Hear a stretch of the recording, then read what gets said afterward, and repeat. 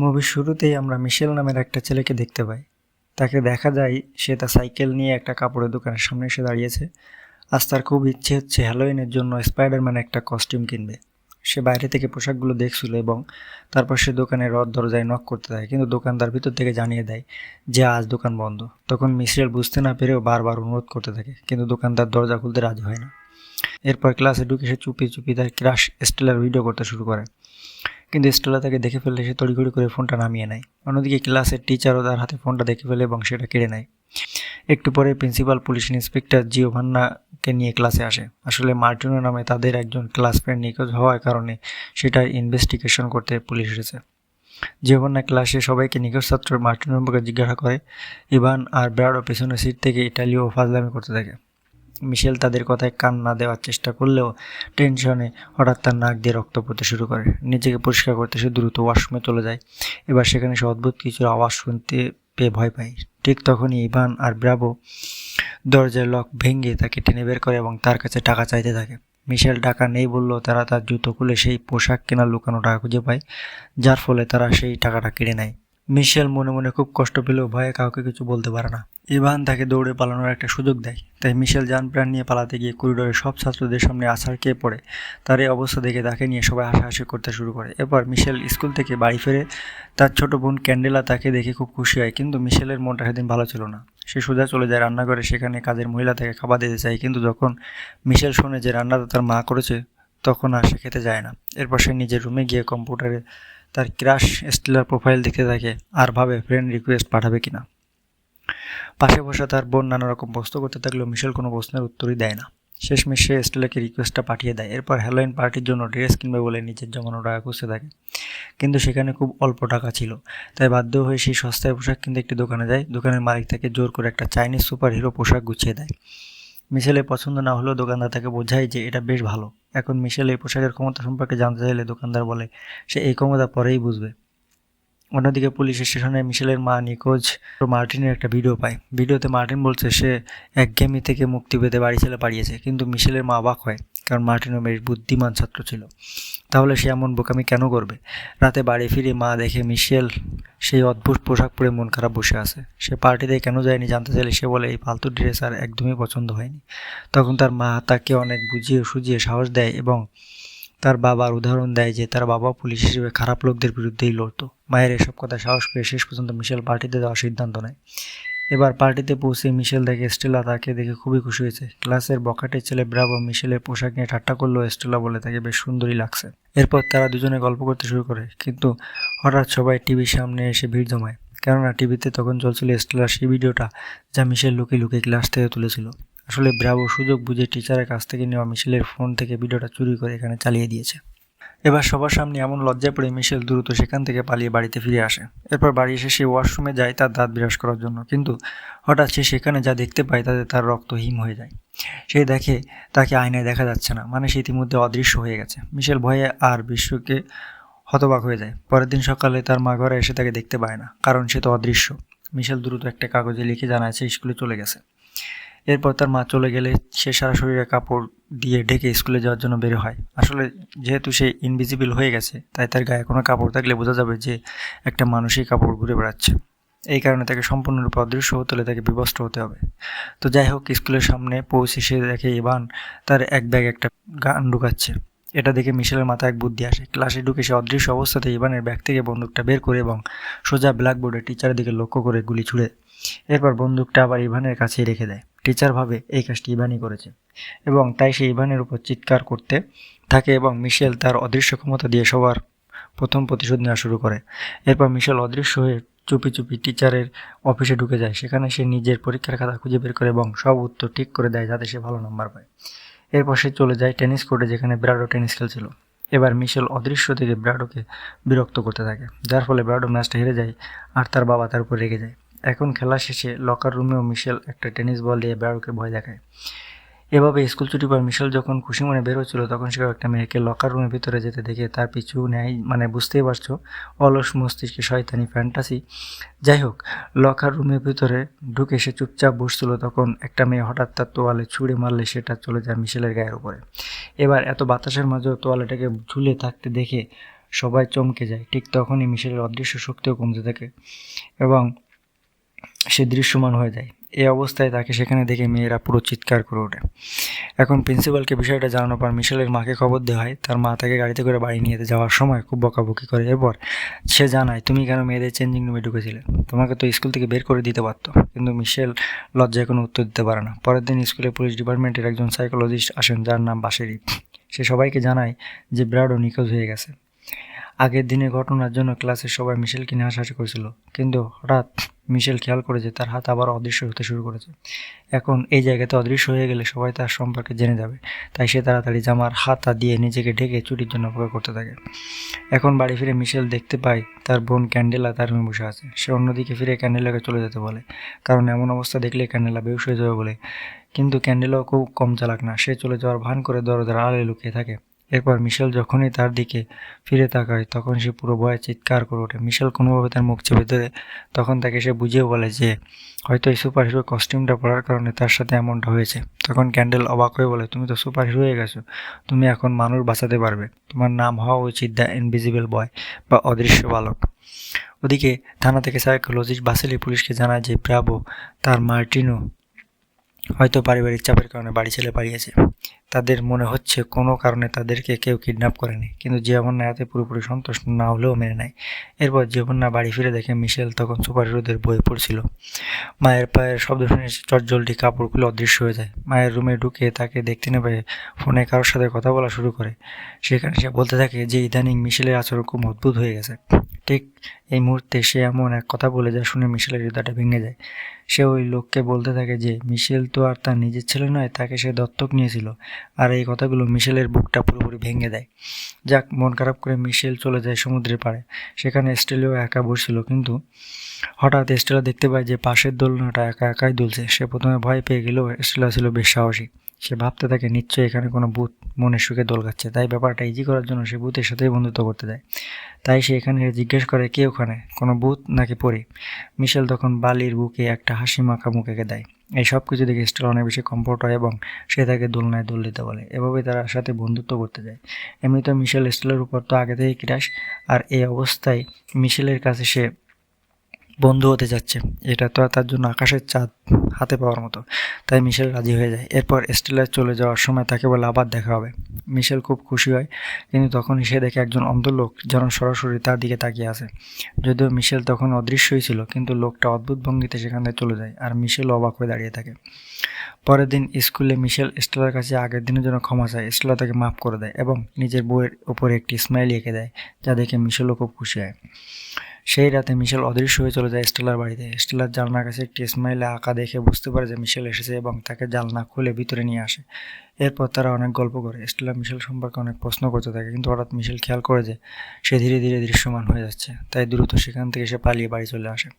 এদিকে বাড়ি ফেরার পর মিশেলের বোন ক্যান্ডেলা তাকে বলে যে স্টেলার কাছে সে যেন সব সত্য কথা বলে দেয়। এদিকে স্টেলা তার মায়ের সাথে জিমে প্র্যাকটিস করছিল। তার মা কফি আনার জন্য বাইরে গেলে স্টেলা একা হয়ে পড়ে। ঠিক তখনই একটা লোক এসে স্টেলাকে ক্লোরোফর্ম দিয়ে অজ্ঞান করে ফেলে। এরপর তাকে কিডন্যাপ করে সে সেখান থেকে নিয়ে যায়। ইতিমধ্যে মিশেল সেখানে পৌঁছে যায়, আর এই সব কিছু দেখে ফেলে সে লোকটাকে আটকানোর অনেক চেষ্টা করে, কিন্তু কোনোভাবে সে পেরে ওঠে না। এদিকে একটা কুকুরও সেই কিডন্যাপের হাতে কামড় বসিয়ে দেয়, কিন্তু তারপরেও সেই লোকটা কোনোভাবে তাকে নিয়ে পালিয়ে যায়। এদিকে সাথে সাথে মিশেল পুলিশকে খবর দিয়ে দেয়। পরে সে তার মা জিওভান্নাকে কাঁদতে কাঁদতে জানায় যে সে স্টেলাকে বাঁচাতে পারেনি। জিওভান্না তাকে সান্ত্বনা দিয়ে বলে যে চিন্তা করো না, আমরা দ্রুতই তাকে খুঁজে বের করব। অন্যদিকে স্টেলাকে গোপন ল্যাবরেটরিতে নিয়ে যাওয়া হয়। সেখানে তার উপর কিছু পরীক্ষা করার জন্য কিডন্যাপারদের লিডার বলে, এই মেয়েটা সেই মেয়ে নয় যাকে আমরা খুঁজছি। এরপর স্টেলাকে তারা একটি সেলে বন্দি করে রাখে, যেখানে আমরা দেখতে পাই সেই নিখোঁজ হওয়া ব্রাভো আর মার্টিনো এখানেই আছে। তার মানে ঠিক এই কিডন্যাপার গ্রুপটাও মার্টিনোকে কিডন্যাপ করে নিয়েছে। পরের দিন সকালে মিশেল দেখে তার সুপার হিরো কস্টিউমটা খুঁজে পাওয়া যাচ্ছে না। পরে সে দেখতে পায় জিওভান্না সেটাকে ধুতে দিয়েছে, যার ফলে সেটা কুঁচকে ছোট হয়ে গেছে। ক্যান্ডেলা সেটাকে পরার চেষ্টা করে দেখে সে যে তার অদৃশ্য হচ্ছে না, অর্থাৎ পোশাকটির জাদুকরী শক্তি নষ্ট হয়ে গেছে। তাই মিশেল রাগে ফেটে পড়ে। জিওভান্না তাকে জানায় যে পোশাকটা নোংরা হয়ে গিয়েছিল, তাই সে ধুতে দিয়েছে। আসলে মিশেল তার রাগের কথায় চিৎকার করে বলে, আমি তোমাকে ঘৃণা করি, তুমি তো আমার আসল মানব। এই কথাটা শুনে জিওভন্না এবং রাঁধুনি দুজনে চমকে ওঠে। জিওভন্না কিছু বলার আগেই মিশেল রাগ করে বেরিয়ে যায়, আর তার এই রাগের প্রভাবে পিছনে কাঁচ ভেঙে চুরমার হয়ে পড়ে। এরপর আমরা দেখতে পাই মন খারাপ করে মিশেল সমুদ্রের পাড়ে বসে আছে। ঠিক তখনই সেই অন্ধ লোকটা তার কাছে আসে এবং তাকে জানায় তার অদৃশ্য শক্তির সাথে এই পোশাকের কোনো সম্পর্ক নেই। আসলে মিশেল প্রথমে ভাবে এই লোকটা হয়তো স্টেলাকে কিডন্যাপ করেছে, কিন্তু লোকটা মিশেলের মনের কথা পড়ে ফেলে মিশেলকে অবাক হয়ে জানতে চায় যে কীভাবে তার মনের কথা জানলো। তখন লোকটা পরিচয় যে তার নাম আন্দ্রেস এবং সেই আসলে মিশেলের আসল বাবা। মিশেল তো এই কথা বিশ্বাসই করতে চায় না, কারণ সে জানতো তার বাবা মারা গেছে। তখন অ্যান্ড্রেস তাকে অতীতের কথা সব খুলে বলে অনেক বছর আগে রাশিয়ার এক নিউক্লিয়ার রেডিয়েশনের ফলে মানুষের মধ্যে বিশেষ সুপার পাওয়ার তৈরি হয়, তাদেরকে বলা হতো স্পেশালস, যার ফলে পরবর্তীতে সেনাবাহিনীরা তাদের উপরে বিভিন্ন পরীক্ষা নিরীক্ষা চালাতে শুরু করে। সেই ক্যাম্পে অ্যান্ড্রেস এবং মিশেলের মা অ্যালেনের পরিচয়ে প্রেম হয়। এরপর মিশেল জন্মালে তারা সেখান থেকে পালিয়ে যায়, যাতে তাদের সন্তানের উপর কোনো ধরনের এক্সপেরিমেন্ট করা না হয়। কিন্তু পালানোর সময় সে সেনাদের হাতে ধরা পড়ে যায়। তখন এলেনা নিজের জীবন দিয়ে অ্যান্ড্রেস আর মিশেলকে বাঁচিয়ে ফেলে। এরপর অ্যান্ড্রেস ছোট মিশেলকে নিরাপদ রাখার জন্য জিওভন্নার কাছে রেখে গিয়েছিল। আসলে অ্যান্ড্রেসের একটা সুপার পাওয়ার ছিল, সে সবসময় মানুষের মনের কথা বুঝতে পারত। এছাড়া তাদের মন থেকে কোনো কিছু মুছে ফেলাও ছিল তার সুপার পাওয়ারের একটা অংশ। ঠিক এভাবে অ্যান্ড্রেস যখন দেখতে পায় জিওভন্না আসলে একজন ভালো মানুষ, তখন তার বাড়ির সামনেই মিশেলকে রেখে যায়। আর ঠিক অ্যান্ড্রেসের কারণে সে অদৃশ্য হওয়ার শক্তি পেয়েছিল। এদিকে জিওভন্না মিশেলকে না পেয়ে দ্রুত খুব দুশ্চিন্তা করতে থাকে। অন্যদিকে সাইকোলজিস্ট বাসিলিকে সে জানায় যে মিশেল জেনে গেছে সে তার আসল মা নয়। তখনই পুলিশের কাছে খবর আসে সৈকতে একটা বাচ্চার সাথে একজন সন্দেহভাজন লোককে দেখা গেছে। তবে পুলিশ পৌঁছানোর আগেই অ্যান্ড্রেস মিশেলকে তার শক্তি নিয়ন্ত্রণ করা শেখায় এবং তাকে একটি নতুন বিশেষ পোশাক দেয়। এই পোশাকটি পরলে আর তাকে সম্পূর্ণ বিবস্ত্র হতে হবে না, কেননা এই পোশাকটা পরলে তাকে আর কেউ দেখতে পাবে না। এছাড়া সে একজন জেলের স্মৃতি মুছে দিয়ে যায়, যে তাদের ইতিমধ্যে দেখে ফেলেছিল। ইতিমধ্যে পুলিশ তখন তাদের কাছে চলে আসে। অ্যান্ড্রেস মিশেলকে জানায় তাদের মনে যোগাযোগ সবসময় থাকবে। সে মিশেলকে সতর্ক করে দেয় যে রাশিয়ান সেই খারাপ লোকগুলো তাদেরকে খুঁজছে। এরপর অ্যান্ড্রেস সেখান থেকে চলে যায়। এদিকে পুলিশ জেলের সাথে কথা বলার পর জিওভন্না সাইকোলজিস্ট বাসেলির সাথে মিশেলকে বাড়ি পৌঁছে দেয়। বাড়ি ফিরে মিশেল তার রুমে বাবার দেওয়া নতুন অদৃশ্য স্যুটটা ট্রাই করছিল, তবে হঠাৎ বাসেলির রুমে ঢুকে পড়লে সে তাড়াতাড়ি স্যুটটাকে লুকিয়ে ফেলে। এরপর তারা দুজনে ডিনার জন্য নিচে নেমে আসে। খাওয়ার সময় হঠাৎ মিশেলের চোখ যায় বাসেলির শার্টের দিকে, আর সে সেখানে দেখতে পায় তার হাতে ব্যান্ডেজ করা। মিশেল মুহূর্তেই বুঝে ফেলে সেই বাসলি যে আসলে স্টেলাকে কিডন্যাপ করেছিল। এদিকে বাসিলিও বুঝতে পারে যে মিশেল তাকে সন্দেহ করছে, তাই সে তখন মিশেলকে হুমকি দিয়ে বলে যে পুলিশকে ফোন করার চেষ্টা করলে তাদের বন্ধুদের মেরে ফেলা হবে। ঠিক তখনই মিশেল তার অদৃশ্য শক্তি ব্যবহার করে বাসেলির হাত থেকে পালিয়ে যায়। মিশেলের ক্ষমতা দেখে প্রচণ্ড অবাক হয়ে বলে সে একদম তার মায়ের মতো শক্তিশালী। তবে মিশেল তার কোনো কথায় কান না দিয়ে নিজের ঘরে গোপন আস্থানে দিয়ে বাড়িতে পালিয়ে যায়।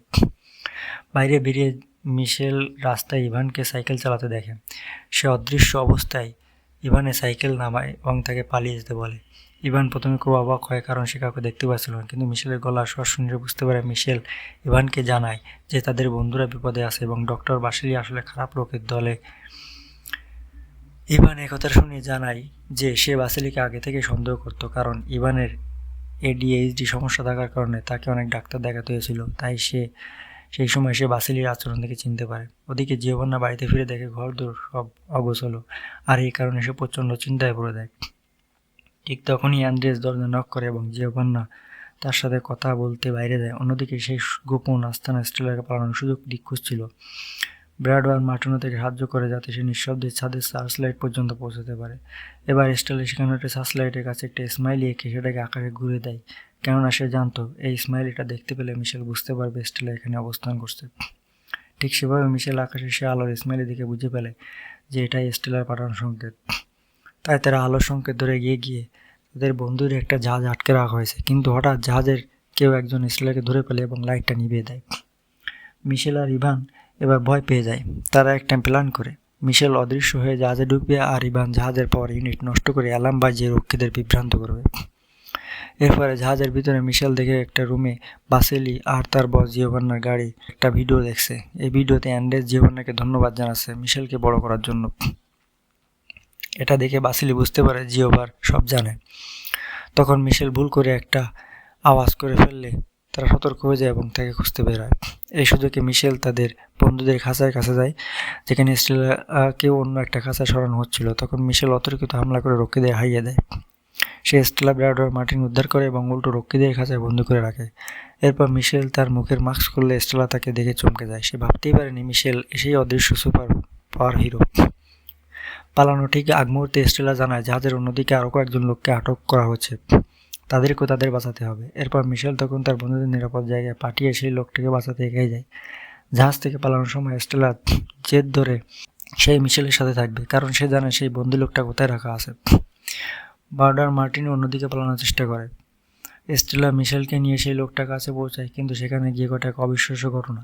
স্টেলা হঠাৎ মিশেলের দিকে বন্দুক তাক করে বসে। এই দৃশ্য দেখে মিশেল আকাশ থেকে পড়ে। সে বিশ্বাসই করতে পারে না যে স্টেলা তার সাথে এমন বেইমানি করবে। সে জিজ্ঞাসা করে, তুমি কি ওদেরই লোক? কিন্তু স্টেলা এমন অদ্ভুতভাবে উত্তর দেয় যেন সে তার আর নিজের মধ্যে ঠিক নেই। ঠিক তখনই সে বন্দি লোকটি স্টেলাকে স্পর্শ করতেই সে সাথে সাথে অজ্ঞান হয়ে মাটিতে পড়ে যায়। এরপর লোকটি নিজের পরিচয় দিয়ে বলে তার নাম ক্লাদিও। আসলে তার এক ভয়ঙ্কর ক্ষমতা আছে। সে যাকে স্পর্শ করে তাকেই সে হিপনোটাইজ করে নিজের ইশারায় নাচাতে পারে। সে জানায় যে সে আসলে সাইকোলজিস্ট বাসেলি আর স্টেলাকে স্পর্শ করে তাদের মনের নিয়ন্ত্রণ নিয়েছিল। এসব শুনে মিশেল রেগে গিয়ে আবার অদৃশ্য হয়ে যায়। এরপর সে শুরু করে সেই গার্ডদের মারধর, কিন্তু ক্লাদিও হুমকি দেয় যে মিশেল যদি পালানোর চেষ্টা করে তবে সে স্টেলাকে মেরে ফেলবে। এসব কথাবার্তা শুনে বাধ্য হয়ে মিশেলকে থামাতে হয়। এরপর ক্লাদিও তার লোকদিনে সাবমেরিন চালু করার নির্দেশ দেয়। সে মিশেলকে বড় একটা সত্যি জানায়। সে জানায় মিশেলের আসল মায়া এলানা আসলে মারা যায়নি, সে এখনও বেঁচে আছে এবং সে এখন তাদেরই দলের একজন। মূলত এলেনা ক্লাদিওকে পাঠিয়েছে মিশেলকে তার কাছে ফিরিয়ে নিয়ে যাওয়ার জন্য। এইসব কথাবার্তা শুনে মিশেল এবার পুরো স্তব্ধ হয়ে যায়। অন্যদিকে জিওভান্না আর অ্যান্ড্রেস ইভানকে খুঁজে পায় এবং জাহাজের দিকে ছোটে, কিন্তু অ্যান্ড্রেস তার শক্তিতে বুঝতে পারে যে মিশেল জাহাজে নেই, বরং সেখানে একটা বোম ফাটতে যাচ্ছে। জিওভান্না দ্রুত ব্যাডি আর মার্টিন উদ্ধার করে সে বাসিলিওকে সেখানে পায়, যে এখন একদম স্বাভাবিক আচরণ করছিল। অ্যান্ড্রেস জানায় যে বাসেলি এখন সত্যি বলছে, কারণ ক্লাদিওর প্রভাব তার উপর থেকে কেটে গেছে। তাই তারা সবাই জাহাজ থেকে লাফিয়ে নামার ঠিক পরপরই জাহাজটা বিকট শব্দে বিস্ফোরিত হয়ে যায়। এই দৃশ্য দেখে জিওভান্না মিশেলের জন্য কান্নায় ভেঙে পড়ে। ওদিকে পানির নিচে সাবমেরিনের ভিতরে ক্লাদিও স্টেলাকে একটা সেফটি ক্যাপসুলে ঢুকিয়ে দেয় যাকে ফেরত পাঠানোর জন্য।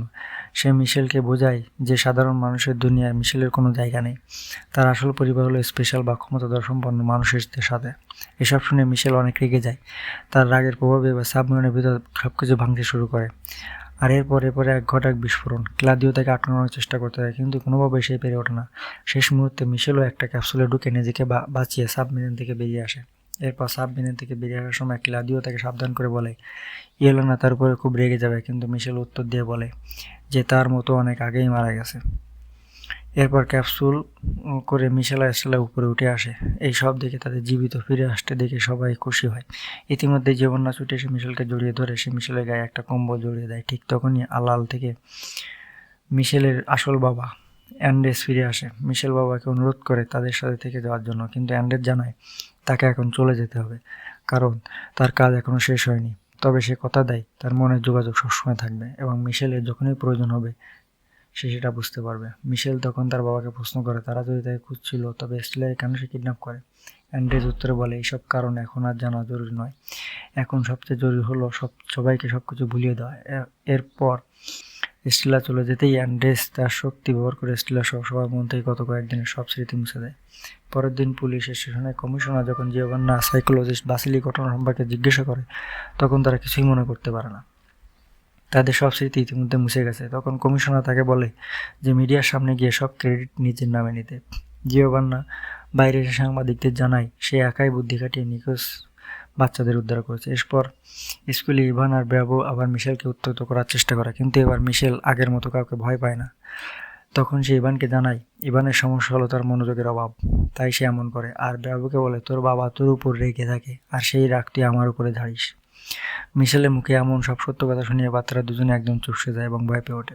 এদিকে স্কুল ছুটি পর মিশেল স্টেলাকে জিজ্ঞেস করে যে স্কুলে পার্টিতে যাবে কিনা, কিন্তু যাওয়ার সময় সে মিশেলকে জানায় তার সাথে সে হাঁটতে চায়। এই কথাই মিশেল রাজি হয়ে যায় এবং দুজন হাঁটতে থাকে। মুভির একদম শেষে আমরা এক অজানা জায়গায় এই স্পেশাল ফোর্স লিডারকে দেখতে পাই। একজন সৈন্য তাকে জানায় যে তাদের মিশন ব্যর্থ হয়েছে এবং মিশেল পালিয়ে গেছে।